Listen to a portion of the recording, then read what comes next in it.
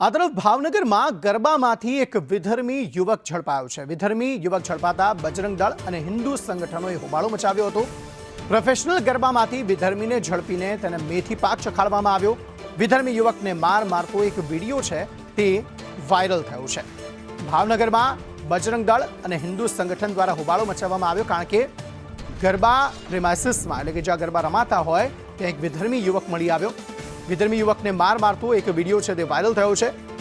બજરંગ દળ, હિન્દુ સંગઠનો, આ પ્રકારના સંગઠનોએ આ પહેલા જ ચીમકી ઉચ્ચારી હતી કે જે વિધર્મીઓ છે તે ગરબા પ્રેમાઇસીસથી દૂર રહે।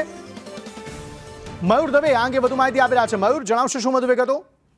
અંકિત, ચોક્કસથી વાત કરીએ તો ભાવનગર શહેરમાં જે રીતે 5 જગ્યાએ ખાનગી આયોજનો થઈ રહ્યા છે, ત્યાં ગત રાત્રિના કહી શકાય કે ખાનગી નવરાત્રી આયોજનોમાં વિધર્મીઓ જે ગરબે રમતા ઝડપાયા હતા, તેને લઈને બજરંગ દળ અને જે હિન્દુ સંગઠનો છે તેમણે હોબાળો મચાવ્યો હતો। જ્યારે સિત્સર રોડ ઉપર આવેલી જે ઓજ નામની જે સ્કૂલ છે તેની સામે એક પ્રોફેશનલ ગરબાનું જે આયોજન થઈ રહ્યું છે, આ આયોજનમાં એક વિધર્મી યુવક છે તે ગરબા રમતા ઝડપાયો હતો, જેની જે બજરંગ દળ અને હિન્દુ સંગઠનોને જાણ થતા આ લોકોએ છે તે ગરબે રમતા વિધર્મી શખ્સને ઝડપીને મેથી પાક પણ ચખાડ્યો હતો।